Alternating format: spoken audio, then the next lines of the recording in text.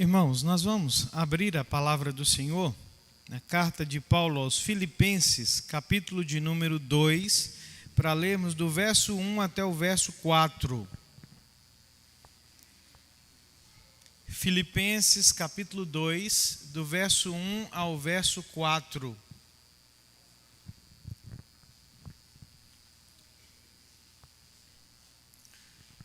Carta de Paulo aos Filipenses, capítulo de número 2, do verso 1 ao verso 4.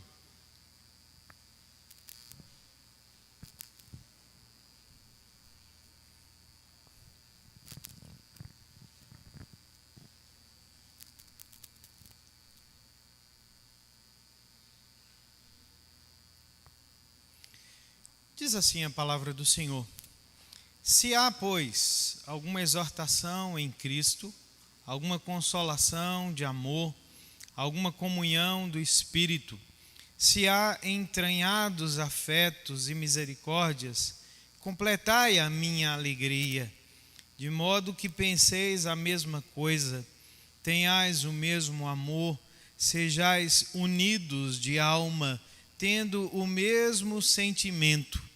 Nada façais por partidarismo ou vanglória, mas por humildade, considerando cada um os outros superiores a si mesmo. Não tenha cada um em vista o que é propriamente seu, senão também cada qual o que é dos outros. Vamos orar? Deus de toda graça e misericórdia, mais uma vez nós bendizemos o teu nome, pelo privilégio que temos de entregar a Ti o nosso louvor e a nossa gratidão, pelo um privilégio muito maior, Senhor, aquele que temos com a certeza de que o Senhor fala conosco através da Tua palavra, que quando nós estamos reunidos em nome do Senhor, em comunhão com o Senhor ordena a bênção e a vida para sempre sobre o Teu povo, e essa bênção e essa vida procedem da Tua palavra para os nossos corações. Obrigado por esse privilégio. Pedimos que o Senhor abra os nossos olhos e que o Senhor nos dê entendimento da Tua palavra nessa noite. É o que nós oramos, agradecidos, em nome de Jesus. Amém. Um dia um homem procurou o seu pastor no gabinete pastoral e chegou com uma queixa sobre a sua esposa. Ele disse assim: pastor, eu tenho certeza absoluta que a minha mulher quer me envenenar. O pastor tomou um susto e falou assim: que é isso, meu irmão? Que conversa é essa? Não, o senhor não conhece minha mulher. Tenho certeza absoluta que ela está planejando me envenenar. O pastor começou a levar a sério, né, a queixa do irmão, e disse o seguinte: olha, não se preocupe não, volte para casa, eu vou procurar a sua esposa e depois eu lhe dou uma resposta, né, algum conselho para saber como tratar a situação. No outro dia, o pastor ligou para o irmão e disse assim: irmão, eu conversei com a sua mulher, conversei por 3 horas ininterruptas com ela, tratamos sobre várias coisas. Você quer o meu conselho? O homem diz assim: sim, pastor, beba o veneno. Beba o veneno. Não espere ela lhe dar, não. Beba o veneno. Tem pessoas que são difíceis de serem toleradas e convividas na nossa vida. Nos vários relacionamentos que temos, né? Não só no relacionamento matrimonial, não só em casa, com a família, não só no trabalho, mas existem pessoas difíceis de serem com quem convivemos, até mesmo no lugar menos provável, que deveria ser o menos provável possível, que é a igreja. Já que na igreja todos estão na mesma condição, né? Já que na igreja todos, né, precisam do mesmo Salvador, né? É de se presumir que na igreja a convivência de uns com os outros deveria ser a melhor possível. Mas não é assim, né? O apóstolo Paulo sabe muito bem que algumas vezes a convivência, principalmente dentro da comunhão do corpo de Cristo, ela pode se tornar extremamente difícil. Quando ele escreveu a sua carta aos Filipenses, o propósito dele inicialmente é agradecer aqueles crentes que haviam se lembrado dele em suas necessidades. Vamos nos lembrar que Paulo está preso em Roma por causa do Evangelho, né? E ele tem que custear a sua prisão domiciliar em Roma. E Paulo não tinha recursos, ele vivia de fazer tendas enquanto pregava o Evangelho. E a Bíblia diz que de todas as igrejas que ele plantou, a única igreja que se lembrou dele nas suas necessidades, enquanto esteve preso em Roma, foi a igreja de Filipos. E para lá essa igreja enviou, por intermédio de um irmão chamado Epafrodito, ofertas para que o apóstolo Paulo pudesse custear a sua prisão, a sua estada ali em Roma. Mas Epafrodito não trouxe apenas ofertas para o apóstolo Paulo. Ele chega também com algumas informações a respeito de algumas dificuldades que estavam surgindo na vida dos crentes lá da igreja de Filipos. Aquela era uma igreja com muitas virtudes, irmãos. Era uma igreja que Paulo amava profundamente. Era uma igreja que havia se comprometido com ele ao longo de mais de 10 anos de ministério apostólico. Mas aquela não era uma igreja perfeita. Era uma igreja que tinha as suas dificuldades, que passava pelas suas tribulações. E alguma coisa está, de alguma forma, atrapalhando a boa convivência dos irmãos. Nós não sabemos ao certo a natureza dessas rusgas que estavam acontecendo na igreja. Nós vamos ver no decorrer dos nossos sermões aqui sobre Filipenses, uma confrontação do apóstolo com duas irmãs daquela igreja. Mas o certo é que não haviam apenas preocupações externas, não havia apenas perigos externos que ameaçavam o evangelho lá na igreja de Filipos. Havia também algumas rusgas, algumas dificuldades que estavam tomando forma entre aquela igreja, entre aqueles irmãos. E o apóstolo Paulo então faz um apelo àqueles crentes para que eles, de todas as formas possíveis, preservassem a unidade da igreja, para que eles preservassem a vida de comunhão no Evangelho como igreja. E ele baseia o seu apelo em algumas coisas. Primeira coisa que nós temos no texto aqui, desse apelo do apóstolo Paulo, é primeiramente quando ele lembra a igreja a respeito do fundamento da unidade.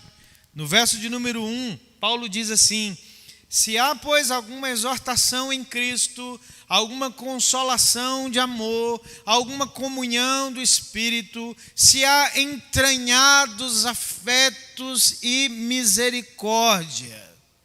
O que o apóstolo Paulo está fazendo aqui, irmãos, é lembrar aos crentes do relacionamento que eles têm com Cristo. Paulo está apelando à experiência cristã para motivar os crentes a preservarem a unidade. E ele faz isso na apresentação que temos dessas 4 cláusulas sobre a vida cristã. Se você olhar aí na sua Bíblia, se estiver como a minha tradução, essas 4 cláusulas, elas são precedidas de uma partícula na nossa língua, se. Paulo está dizendo, olha, se pois há alguma exortação, se há alguma consolação de amor, se há alguma comunhão do Espírito, se há entranhados afetos e misericórdias, aparentemente, nos parece que Paulo está suscitando alguma dúvida quanto à experiência cristã dos filipenses. Mas na língua grega, ele não está questionando, na realidade ele está expressando uma certeza. É como se Paulo estivesse dizendo o seguinte: olha, eu sei que há entre vocês exortação em Cristo, que há consolação de amor, que há comunhão do Espírito, que há entranhados afetos e misericórdia. Ele não está negando, ele não está pondo em dúvida, mas ele está expressando o que ele sabe a respeito da experiência desses crentes com o Evangelho, com a obra de Cristo. E não há nada mais certo do que o fato de que aqueles crentes experimentam essas bênçãos como realidade na vida deles. São bênçãos que eles experimentam única e exclusivamente por causa do Evangelho de Cristo Jesus. A sua experiência é real. Eles estão experimentando a bênção de Deus. Eles estão experimentando a realidade da comunhão com o Deus Trino. E essa é, sem sombra de dúvida, a experiência mais extraordinária da vida de todos os cristãos. Experimentarem a presença de Deus. Concordam? Um dia, um garoto se sentou em um banco do parque e ele estava lendo um livro. E um homem se aproximou dele, se sentou ao lado e perguntou a ele: o que você está lendo? Ele diz assim: olha, eu estou lendo o Novo Testamento que eu ganhei de presente de aniversário dos meus pais. E o homem ficou curioso com a conversa daquele menino e perguntou a ele: você realmente acredita que existe um Deus?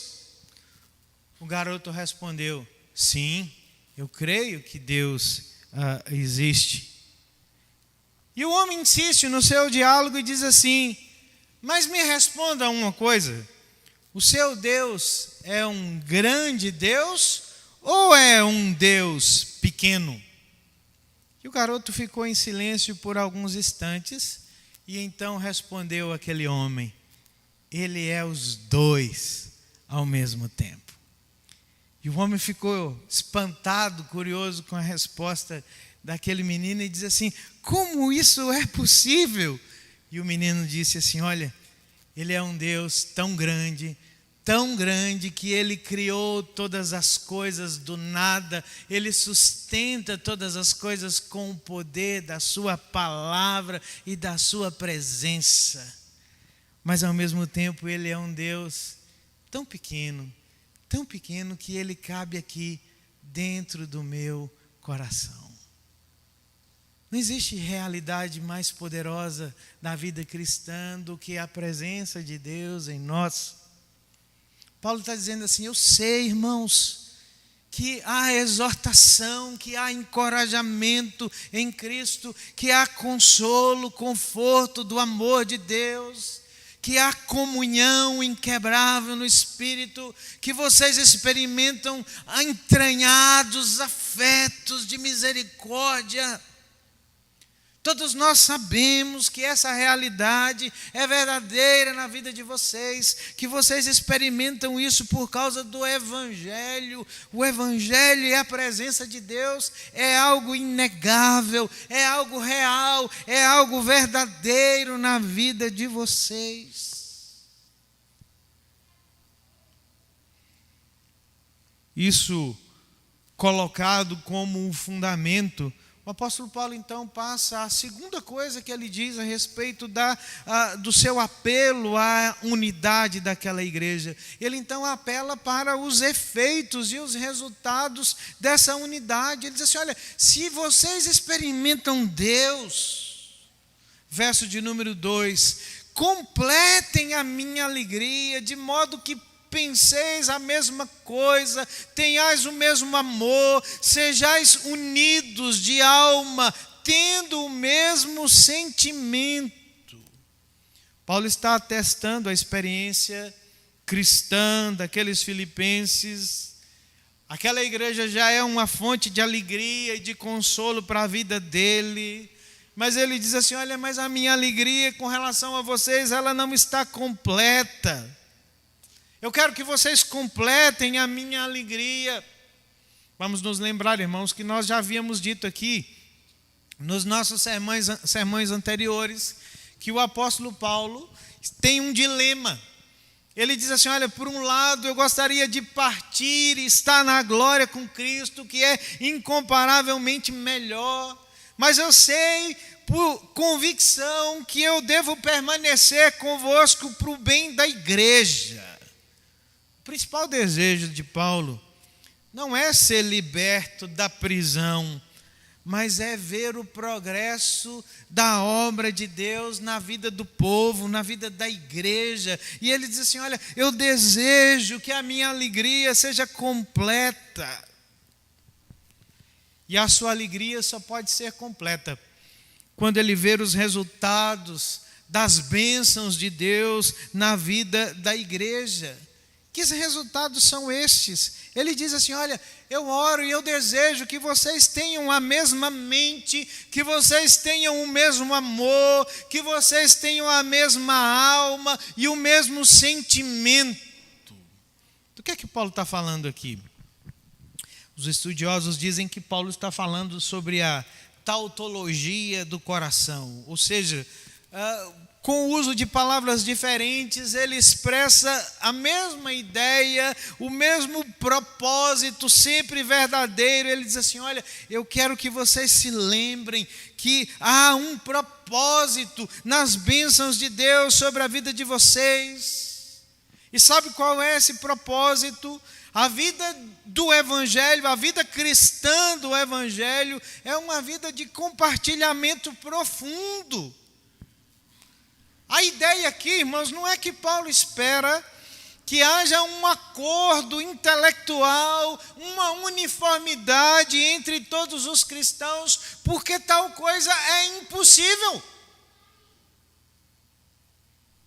Nós pensamos de forma diferente. Nós temos ideias diferentes sobre uma série de coisas. Nós entendemos uma série de coisas diferentes. Paulo não espera que haja uniformidade entre os crentes. Mas ele diz assim: olha, mas eu espero de vocês que haja um propósito em comum que norteia a bênção de Deus sobre a vida de vocês. Sabe qual é? O compartilhamento profundo das nossas necessidades. Porque se vocês experimentam a exortação de Cristo, se vocês experimentam a consolação do amor, se vocês experimentam a comunhão do Espírito, se vocês experimentam os entranhados afetos e misericórdias da parte de Deus, lembrem-se, essas são as necessidades de todos os homens. Essas são as necessidades de todo ser humano sobre essa terra. E nós precisamos ter o mesmo caminho para todos os servos de Deus. Não significa que nós devemos concordar com tudo. Não significa que todos nós precisamos pensar nas mesmas coisas, né, em tudo. Mas Paulo diz assim: mas nós precisamos ter o mesmo propósito em mente. Precisamos ter o mesmo caminho. Nós precisamos entender para o que Deus nos chamou, quando Ele nos chamou por intermédio do Evangelho. Essas realidades que vocês experimentam não são só para vocês, são para todos os homens. Essa é a experiência do nosso relacionamento com Cristo. E essa nossa experiência deve mudar a nossa expectativa dos relacionamentos que nós nutrimos uns com os outros.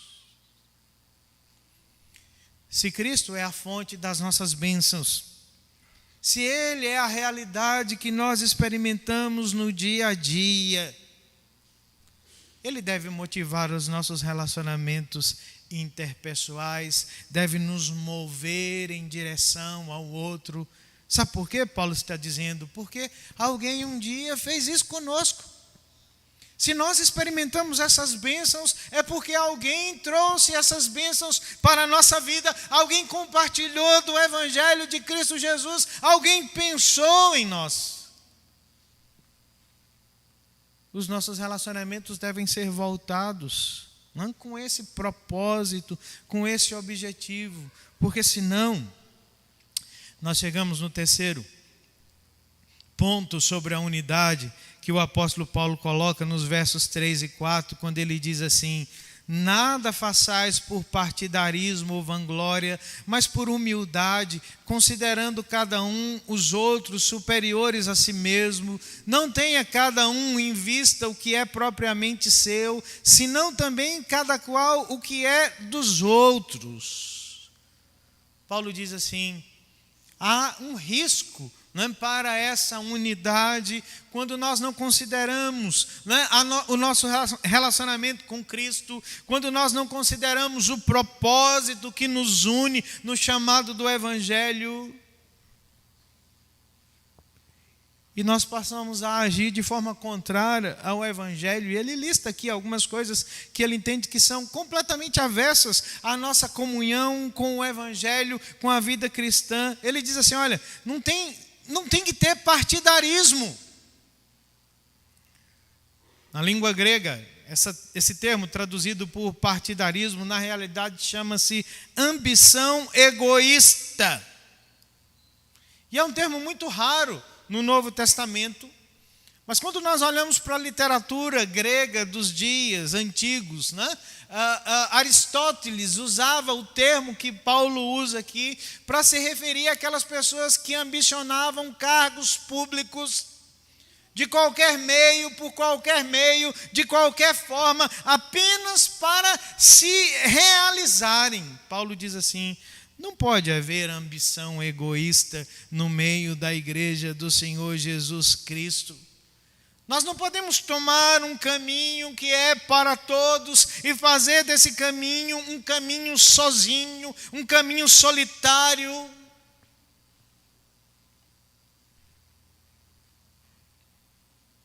Paulo está chamando a atenção de um espírito competitivo que de alguma forma, de algum modo, pode se desenvolver no meio da igreja. Parece que, né, uma das questões ali na igreja de Filipos é que algumas pessoas queriam exercer a primazia, queriam estar mais em evidência que outros. E Paulo diz assim: não, irmãos, a comunhão, a unidade não se presta a esse propósito. Nós não pensamos no nosso caminho. Nós somos chamados para trilhar um caminho que pertence a Cristo, um caminho de comunhão. E esse espírito e essa busca egoísta é contrário ao caminho proposto por Cristo. Ele diz também que há uma vanglória. Ele diz assim: olha, não faça nada por vanglória. E a ideia aqui de vanglória, né, originalmente significa tomar o lugar do próprio Deus. Assim, que coisa estranha. Quando nós buscamos os nossos próprios interesses dentro do corpo de Cristo e quando nós tomamos a nós mesmos como finalidade suprema das coisas que acontecem em nossa vida por meio de Cristo. Uma história que diz que o jumentinho que carregou Jesus na sua entrada triunfal por Jerusalém ficou tão extasiado, mas ficou tão extasiado com o que aconteceu naquele dia, né, que quando ele entrou pela cidade de Jerusalém, ele levantou a sua cabeça e ele viu, né, as canções que eram entoadas, ele viu, né, a glória que era atribuída a Cristo, ele viu, né, as roupas que eram estendidas pelo chão, e ele gostou tanto daquilo, ele gostou de andar por sobre aquelas palmeiras que eram estendidas, de ouvir aquelas canções, de ouvir aquela exaltação, que ele saboreou cada detalhe daquilo. Mas dizem que na semana seguinte, o jumentinho decidiu refazer a sua jornada, refazer o mesmo percurso. E ele foi para Jerusalém novamente. Só que dessa vez não haviam canções, Dessa vez não haviam palmeiras estendidas no chão, nem vestes, não havia aclamações. E diz que esse jumentinho chegava para as pessoas e dizia para ele assim: vocês não sabem quem eu sou? Vocês não se lembram de mim? Que absurdo! Vocês não se lembram de mim, não sabem com quem estão falando. E diz que algumas pessoas pegaram pedras, jogaram no jumento e enxotaram o jumento para fora de Jerusalém. O jumento então voltou muito triste e cabisbaixo lá para a aldeia e encontrou sua mãe, que disse assim: pobre criança tola, você não sabe que sem Jesus você não é nada? Paulo está dizendo isso. Não se esqueçam, as bênçãos que nós recebemos é por causa de Cristo.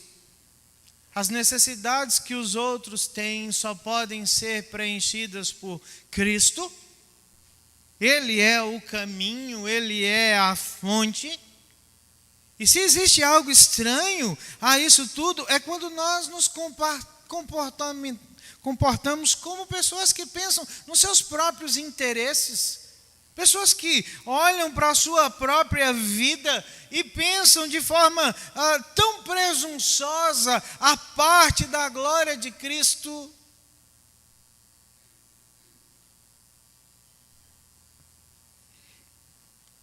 Conselho que um técnico de futebol deu para alguns dos seus atletas em uma ocasião, ele disse assim: olha, lembrem-se, talento é dado por Deus, sejam humildes.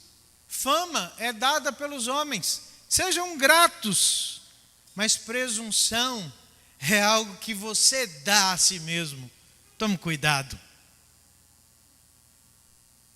Às vezes somos tão presunçosos, quando nós achamos que somente nós experimentamos a bênção de Deus e outros não.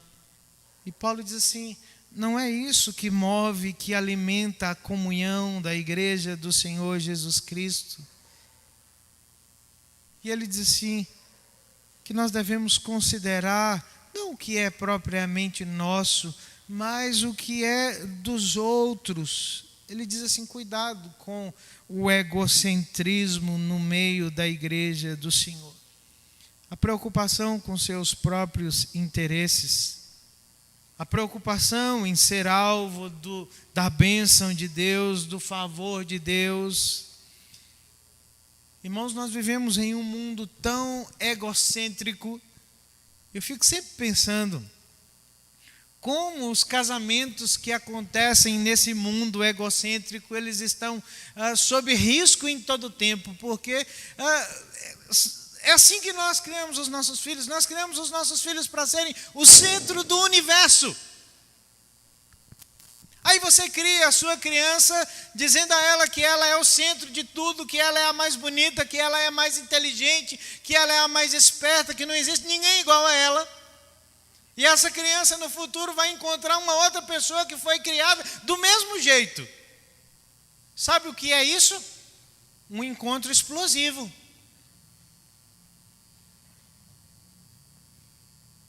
Porque o nosso mundo não está preparando as pessoas para considerar os interesses dos outros, para pensar no outro. Nós só pensamos em nós mesmos, nas nossas necessidades, nos nossos interesses. Paulo diz assim: isso é contrário ao cristianismo. A vida do evangelho não é uma vida egocêntrica. Não é uma vida onde nós tomamos os nossos próprios interesses, as nossas próprias coisas. Pelo contrário, nós somos aqueles que agem em prol do outro. Lembre-se do outro. Pense no outro de uma forma diferente daquilo que você normalmente pensa sobre você. Porque às vezes nós exageramos as nossas qualidades e nós também exageramos os defeitos dos outros. E a comunhão sempre corre risco quando nós começamos a ver os outros por uma lente extremamente pessimista e a nós mesmos por uma lente exageradamente otimista. Paulo diz assim: menos, Tenha humildade. E sabe o que é humildade, irmão? C.S. Lewis já dizia, não é você deixar de pensar em si, mas é pensar menos em si. E mais no outro, mais no próximo.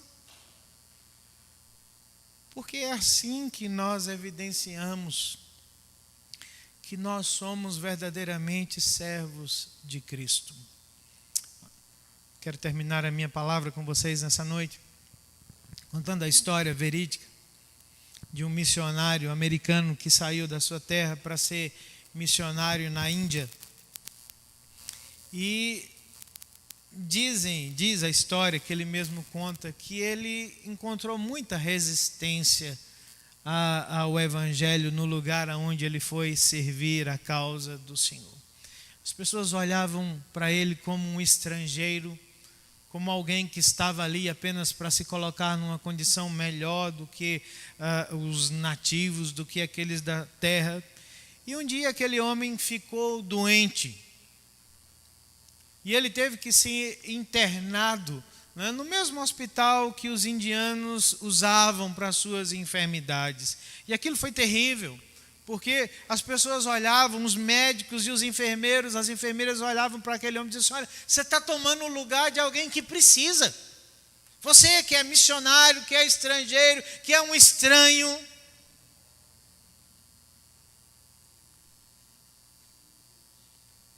E em uma noite, enquanto ele estava internado, ele viu um senhor indiano que estava muito mal. E aquele senhor tinha necessidade de ir ao banheiro. E chamou pelos médicos, chamou pelos enfermeiros e ninguém atendeu. E aquele homem, né, sujou todo o chão do hospital. E aquele cheiro era um cheiro insuportável. E quando uma enfermeira veio, ela bateu naquele senhor, e ela agrediu aquele senhor. E aquele homem ficou tão constrangido, ficou tão intimidado, que voltou para sua cama sujo. Na outra noite, o missionário percebeu que aquele homem novamente tinha necessidade de ir ao banheiro. E ele estava tão debilitado, e ele, o missionário também, que mesmo com pouca força, ele levantou, colocou o braço do homem no seu ombro e o levou até o banheiro. E depois o devolveu para a sua cama. E no outro dia, alguma coisa tinha acontecido no hospital. Porque as pessoas perceberam que aquele homem não era um estrangeiro, que aquele homem não era alguém que se colocava em uma condição melhor do que aqueles que estavam ali. Mas pelo contrário, ele era alguém que agia como Cristo. Alguém que não colocou os seus interesses acima dos interesses dos outros, mas que foi de forma tão humilde, servir de uma forma às vezes tão estranha, tão abjeta, por causa da fé que sustenta no seu coração. Nós somos cristãos, porque há exortação de Cristo em nossas vidas, há consolo de Cristo nas nossas vidas, há amor de Cristo nos nossos corações, há comunhão com o Espírito de Deus nas nossas vidas. Nós experimentamos os entranhados afetos da presença de Deus na nossa vida. Essas são realidades inegáveis do Evangelho na vida do povo de Deus. Glórias ao Senhor por isso. Mas nós não podemos esquecer o nosso caminho. O nosso caminho não é o seu caminho, nem o meu caminho, mas é o caminho de Cristo. E o caminho de Cristo exige de nós que nós tenhamos a mesma mente, a mesma alma, o mesmo amor e o mesmo sentimento. E sabe o que significa isso? Que nós não vivemos nesse mundo para satisfazer os nossos próprios interesses, para correr atrás das nossas coisas, para sermos mais do que quem quer que seja. Nós não vivemos nesse mundo para que as coisas aconteçam ao nosso derredor, mas nós somos chamados para sermos cristãos. E se nós o somos, inevitavelmente, nós nos parecemos com Cristo. Pense bem, Jesus nunca mandou ninguém que tinha um contato com uma pessoa difícil tomar veneno. Ele nos disse que se é difícil conviver com alguém, ame mais essa pessoa. Mostre mais das bênçãos de Deus sobre a tua vida a essa pessoa. Priorize mais o caminho do Senhor do que o seu próprio caminho na vida do outro. E inevitavelmente, nós teremos prestado um testemunho da verdadeira unidade no Evangelho do Senhor Jesus Cristo. Que não é que nós pensemos todas as coisas da mesma forma, mas que nós tenhamos a mente de Cristo formada nos nossos corações. Que Deus nos dê graça, que Ele nos dê misericórdia, para que verdadeiramente nada, absolutamente nada, possa interromper a comunhão, possa obstruir a bênção de Deus sobre a nossa vida e também sobre a vida do outro, que precisa tanto das bênçãos de Deus como você precisa. Estamos todos nós na mesma condição. Sem Cristo, queridos, nós não somos nada. Sem Cristo, nós nada podemos fazer. E tudo o que fazemos deve ser sempre para a glória do Deus Todo-Poderoso. Que Deus nos abençoe e que a sua palavra encontre um lugar oportuno nos nossos corações.